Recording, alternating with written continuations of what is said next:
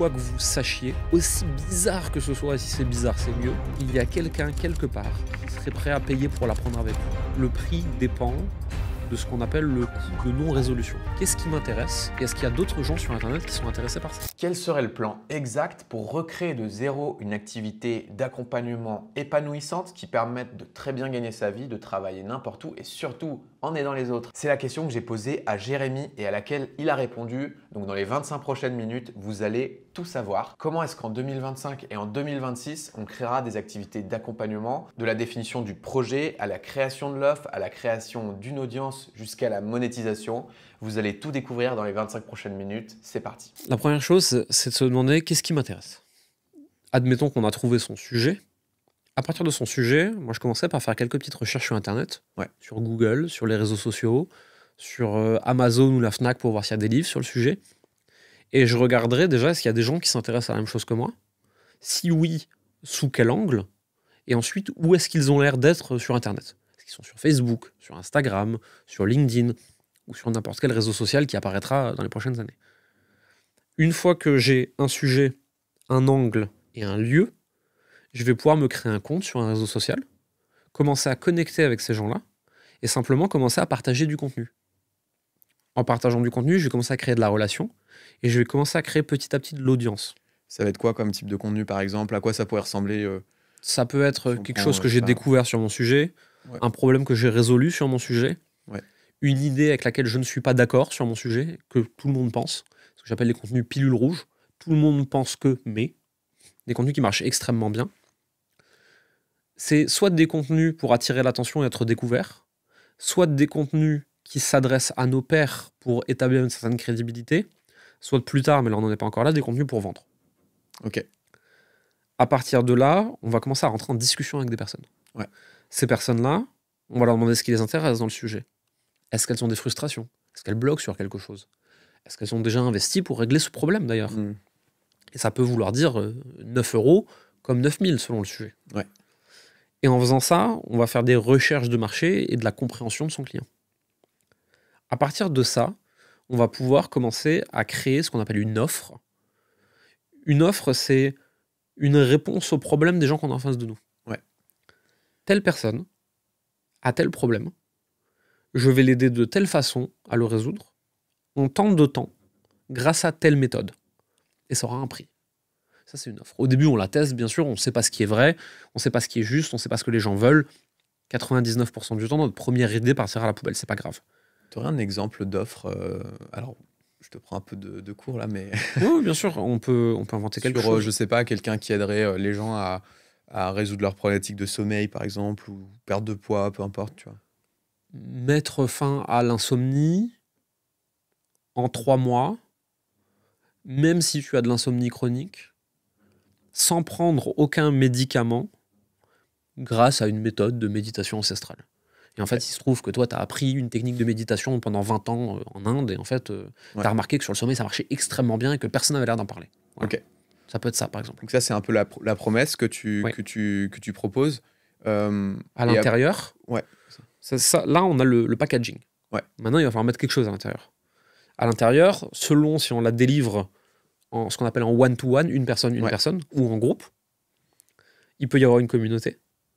Il va y avoir une plateforme de formation en ligne pour transmettre la théorie sous forme de cours écrits, audio, vidéo, qu'on aura enregistré. Pour pas répéter les mêmes trucs. Pour pas répéter les mêmes choses 600 fois. Et surtout pour pouvoir avoir un condensé efficace, plus efficace que moi qui raconte quelque chose qui me vient comme ça. D'accord. Et derrière, des sessions individuelles ou collectives de discussion en ligne autour de ces sujets pour enlever les incompréhensions, pour ajuster certains points ou pour toute question que les personnes auraient. C'est aussi simple que ça. Donc, t'es pas tellement en train de vendre une formation, t'es pas non plus en train de dire je vends des séances, tu vois, comme le ferait un thérapeute en cabinet. Le problème de la séance, c'est que c'est extrêmement chronophage, c'est extrêmement fatigant. Il faut énormément de clients pour en vivre convenablement. Le problème de la formation, c'est que tout le monde n'apprend pas de la même façon. C'est que c'est difficile de vendre des formations chères et que c'est difficile de délivrer des résultats parce que le taux de complétion des formations en ligne, je crois qu'elle est de 7%. La moyenne. C'est peu.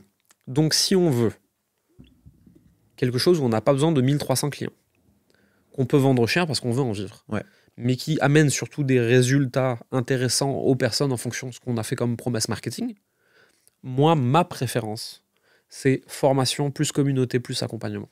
C'est ça qui délivre les meilleurs résultats. C'est vrai que quand tu formalises la promesse, du coup, ça donne quand même plus envie. Même, tu vois, moi qui connais pas trop la thématique du sommeil, mais ça donne plus envie que si tu m'avais dit, en fait, moi, je vends des séances d'1 heure où on va parler de sommeil. Donc peut-être que j'imagine que la perception de valeur aussi des gens qui achètent, elle n'est pas la même et ils t'achètent peut-être pas pareil, quoi. Plus une personne a une douleur à résoudre ou un désir inassouvi, plus la valeur perçue et donc le prix augmente. Moins ça demande d'efforts, plus ça vaut cher. Plus ça va vite, plus ça vaut cher. Et plus les chances de succès perçues sont élevées, plus ça vaut cher. Et à partir de là, on a l'équation d'une bonne offre. Il faut que la personne ait un désir très fort ou une douleur très forte à résoudre. Il faut que la perception de réussite possible soit élevée. Donc, en l'occurrence, c'était régler ses problèmes d'insomnie chronique. Voilà. Perception de réussite, ça va être est-ce que toi, tu as l'air de connaître quelles ton preuves sujet je peux amener qui font comprendre à la personne que je peux vraiment l'aider. Donc, par exemple, tu l'as déjà fait pour toi, pour d'autres personnes. Ou alors mon explication de ce que j'ai appris pendant 20 ans avec ce gourou spécialiste de la méditation. Ok, la méthode marche comme ça, comme ça, comme ça, voilà. Voilà, ça peut être une explication, c'est la preuve par l'exemple ou la preuve par l'évidence. D'accord. Les efforts. Ouais. Moins il y a d'efforts, plus c'est sexy, bien sûr. Ouais. Donc, 18 mois en clinique en train de prendre des somnifères. Versus 3 mois à faire de la méditation chez soi. Perception des efforts, voilà. Et ensuite, derrière, c'est à quelle vitesse on résout le problème. Est-ce que c'est en un jour, en un mois, en 10 ans? C'est pour ça que les coupes fins ont tellement la cote. Résolution instantanée. C'est pas très cher. Résolution instantanée, sans aucun effort, de quelque chose qu'on veut énormément. Ouais. Et c'est pour ça que les spécialistes de la perte de poids, du sport, de la prise de muscle, ces choses-là, doivent être hyper spécialisés, sinon ils rentrent en concurrence avec des pilules magiques. D'accord. Ils peuvent rien faire. Et j'imagine que c'est pareil dans la santé mentale. Tu es en concurrence avec le Xanax. Si vous avez le choix entre 6 mois de thérapie et d'introspection personnelle ou prendre une pilule violette, je dis pas que c'est la bonne réponse, mais pour beaucoup de gens, la pilule est plus sexy. C'est plus attractif, ouais. Quel tarif on met là-dessus? Si on s'adresse à des particuliers, les offres d'accompagnement vont aller de 500 € à 5000 €. Okay. Si on s'adresse à des professionnels, il n'y a pas de limite. Le prix dépend de ce qu'on appelle le coût de non-résolution. Qu'est-ce que ça coûte aux professionnels sur 6 mois, 1 an, 3 ans, 5 ans de ne pas résoudre le problème? On peut le facturer une portion de ce prix. Des fois, ce sera 1000 €, mais ça pourrait être 1 million sur le principe. Il n'y a pas de limite en ce qu'on appelle B2B, business to business, d'entreprise à entreprise. De 500 à 5000 €, ça peut paraître lunaire, je pense, pour certains cas, certaines passions où tu te dis j'apprends la couture aux gens, par exemple. Est-ce que je peux leur vendre quelque chose à 2000 €? Est-ce que je serais à l'aise de le faire? Ça dépend du contexte. Ouais. Si j'apprends la couture sous forme de hobby à des grands-mères à la retraite, ça ne vaudra pas 5000 €. Ouais. Par contre, une personne qui a été frustrée toute sa vie de ne pas pouvoir faire ses propres créations et qui aimerait peut-être même en faire un à côté pour générer un complément de revenus. Et si je suis capable de l'aider à faire ça en 6 mois, donc non seulement j'aide cette personne à atteindre un rêve d'enfant, mais en plus peut-être qu'elle va être capable de générer 500 € par mois. Ouais. Bah, c'est pas du tout déraisonnable de se dire que pour accéder à cette compétence, cette compréhension et cet accompagnement, la personne soit prête à payer 2000 ou 3000 €. Si on regarde ce qu'on paye nos écoles, nos formations professionnelles, c'est beaucoup plus cher que ça. Alors, en France, on va tout de suite nous répondre oui, mais l'école est gratuite, l'éducation est gratuite, la fac qui est pas chère, etc. Oui, mais on n'est pas sur des formations extrêmement pratiques. Si vous faites 3 ans de fac et une licence, vous ne descendez pas demain dans la rue et vous gagnez 1000 €. Non. Voilà. Les formations professionnalisantes qui permettent de mettre en place une activité professionnelle tout de suite, c'est normal qu'elle valent plus cher. Et de la même manière, si tu vendais la même truc de couture, peut-être à des gens qui sont déjà couturiers et que tu les aides à passer, je sais pas, artiste de haut niveau, enfin j'en sais rien, je connais pas du tout. Mais ouais, c'est vrai que du coup, sous ce prisme-là, ça pourrait faire sens. C'est toujours une histoire de contexte. Ouais. L'exemple très facile qu'on donne toujours, c'est à côté d'une fontaine à eau, une bouteille d'eau ne vaut rien. Dans un distributeur en gare ou en supermarché, ça vaut 1 euro, 1,50 €. Ouais. Si on change de pays et qu'on le met dans un endroit un peu plus compliqué, peut-être que ça vaudra 5 €.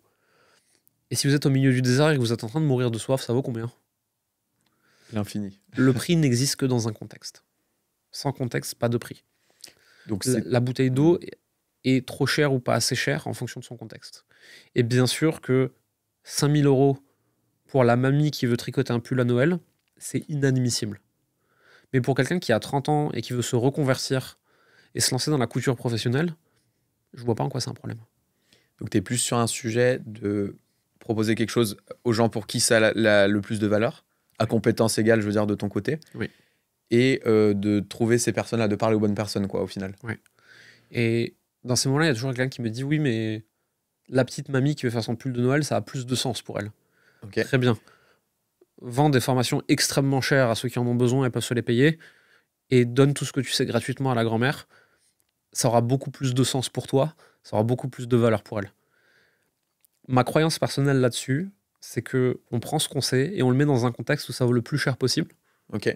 Et ça ne nous empêche pas d'aller ailleurs dans un autre contexte et d'y faire du bénévolat parce que ça nous fait plaisir. Mais c'est pas de se brader en étant entre deux qui résout quoi que ce soit. Qu'est-ce qui se passe si tu fais ça? Moi, je me souviens que j'ai un de mes frères qui fait des cours particuliers et il hésitait à monter les prix et à prendre certains élèves, etc., pour juste mieux avoir son activité, mieux en vivre. Il avait des amis qui lui disaient oui, mais du coup, tous les gens qui n'ont pas de quoi se le payer, enfin, tu vois, c'est injuste et tout. Toi, qu'est-ce que t'en penses et qu'est-ce qui se passe si tu vas dans l'entre-deux, selon toi, du coup? L'entre-deux diminue la valeur perçue et n'aide absolument pas les personnes qui ne pouvaient pas payer. A priori, si, je prends un exemple bête, mais si une personne ne peut pas payer un cours particulier, je sais pas, à 30 €, ouais. À 20 €, ça change pas sa vie, quoi. C'est, peut-être qu'elle peut un peu plus, mais c'est pas, ça change. C'est quand même délicat. Ouais. Par contre, imaginons que je m'adresse à certains étudiants seulement, dans des contextes extrêmement précis, ouais. Et pour eux, c'est tout à fait OK de vendre mon heure à 100 €. Ben, j'ai x3 mon prix. Ouais. Et donc, je peux très facilement me dire qu'à chaque heure que j'ai vendu 100 €, ouais, j'en offre une à un élève dans le besoin. Ou je prends 3 fois moins de personnes à 100 €, je gagne autant. Et je peux aider 2 gens. Et en fait, à temps équivalent, je gagne plus ou pareil, et j'aide des gens. Et je les aide vraiment cette fois-ci. Une fois que tu as choisi, tu as défini tout ça, tu sais vraiment à qui tu veux vendre et tout ça, justement, comment tu vends? Parce que de passer de « ouais, ok, j'aime bien la couture » à « là, je vends une offre à 5 000 € dans la couture », il y a un gap. Justement, on ne vend pas. C'est tout un chemin de questionnement. Donc, on est sur notre réseau social et on a des gens dans notre audience qui sont intéressés par ce qu'on fait. On discute avec ces personnes. Quand on a discuté, on va creuser sur est-ce qu'elles ont un problème avec ce sujet. Si oui, on en parle. Si elles ont un problème et qu'on en parle et qu'on l'identifie, on va se demander ensuite est-ce que je peux aider cette personne. Et ça, on va se le demander tout seul dans son coin. Si oui, on va lui demander je pense que je pourrais t'aider à. Est-ce que tu veux que je t'en parle? Il n'y a aucune obligation, on demande la permission. Si oui, je rentre dans une session de diagnostic où je vais regarder avec la personne son problème et comment moi je peux le résoudre sur notre sujet commun. Et là seulement, je vais parler de mon offre et de ce que je fais et lui demander si elle veut aller plus loin avec moi. Donc en fait, j'avais 100 personnes sur mon réseau social. Il y en a 10 avec qui je discute et je vais peut-être présenter mon offre qu'une fois. Mais je n'ai pas présenté mon offre à tout le monde, je ne suis pas en train de me vendre, de pousser ce que je fais. Je ne parle qu'aux personnes extrêmement intéressées. Ouais, tu n'es pas en train de faire en fait du porte-à-porte à pitcher ton truc à tout le monde, à te prendre des portes. Surtout pas. Tu papotes. Surtout dans la formation, dans le coaching, dans le consulting, ce serait extrêmement bizarre. Je prends toujours le même exemple. C'est comme un médecin qui irait dans un village faire du porte-à-porte en disant « Bonjour, vous n'auriez pas le cancer par hasard ?» Ouais, C'est horrible. dans ce contexte-là, c'est inadmissible. Bon, dans notre autre contexte, même si plus professionnel, c'est la même chose. Ça se fait pas. On crée du contenu autour de notre sujet qui attire des gens intéressés. On creuse ceux qui ont un problème et qui sont intéressés. Et ensuite, on regarde ceux qui veulent le résoudre et ceux qui veulent le résoudre avec nous. Il n'y a qu'à eux qu'on propose quelque chose.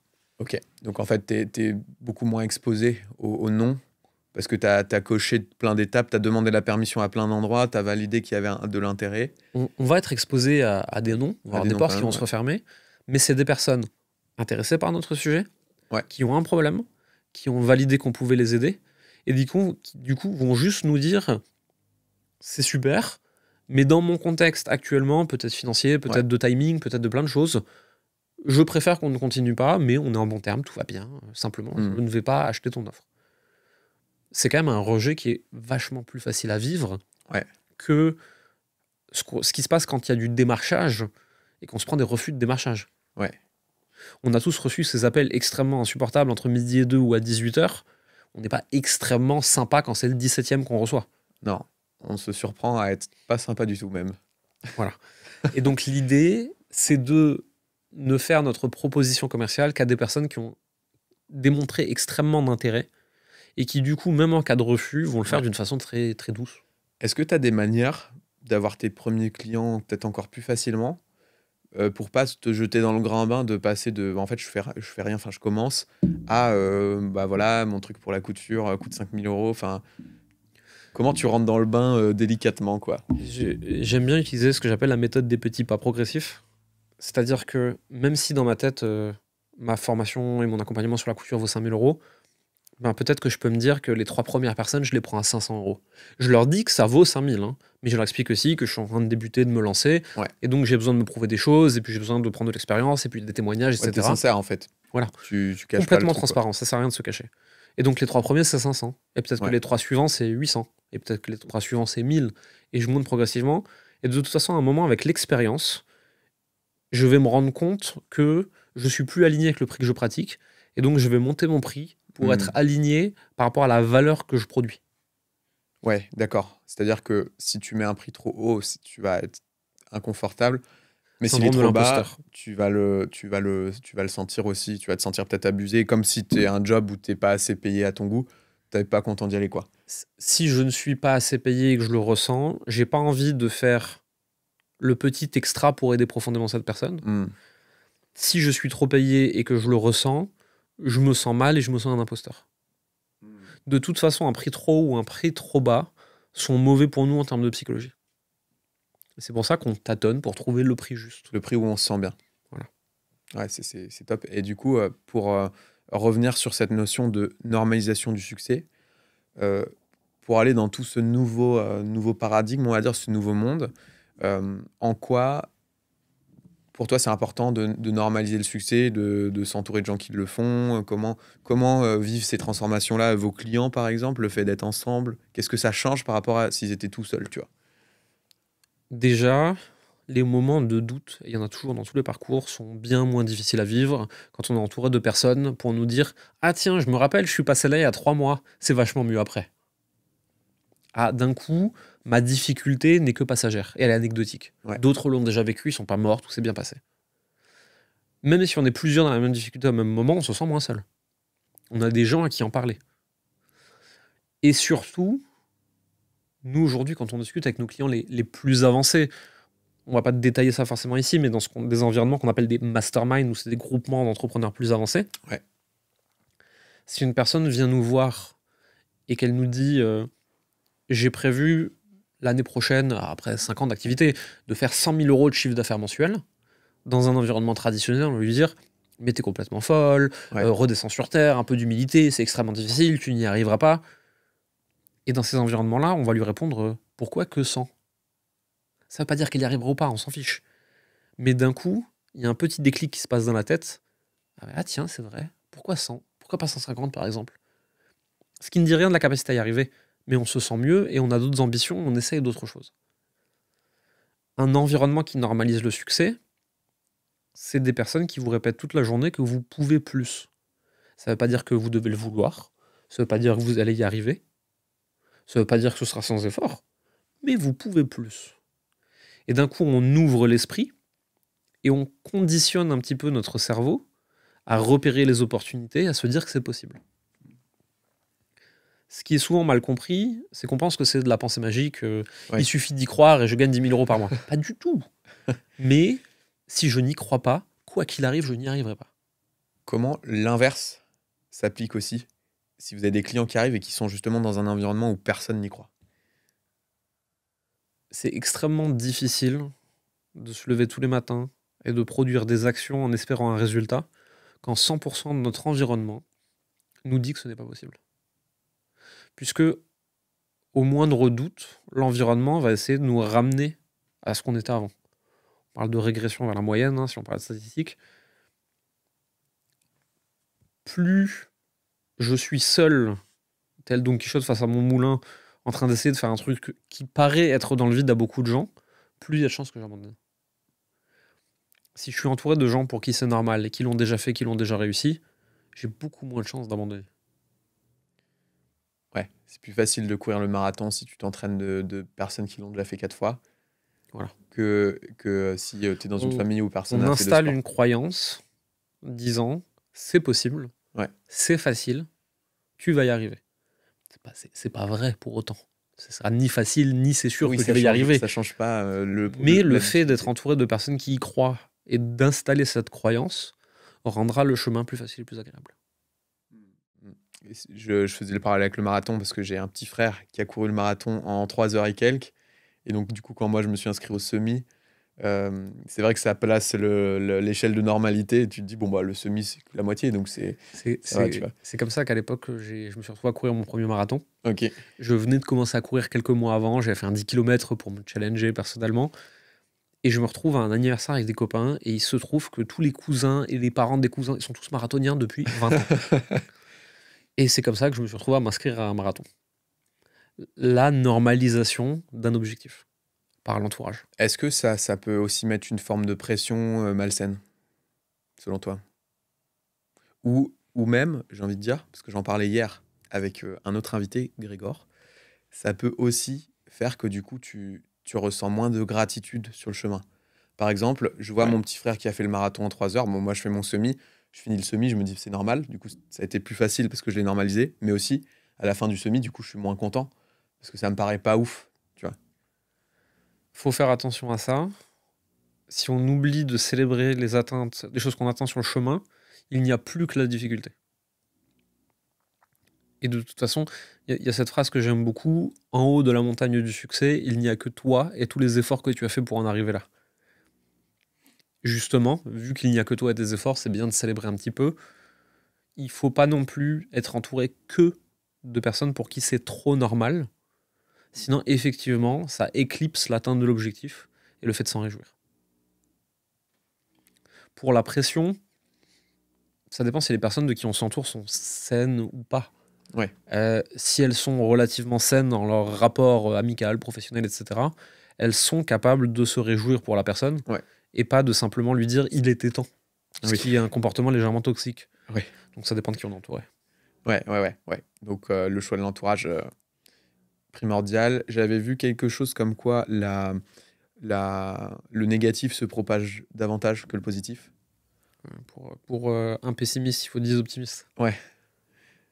Tu prends un verre d'eau, tu mets une goutte de pétrole, c'est imbuvable. Bah, voilà, c'est un peu ça. Donc, ce serait quoi avec quoi les gens là qui nous écoutent repartent?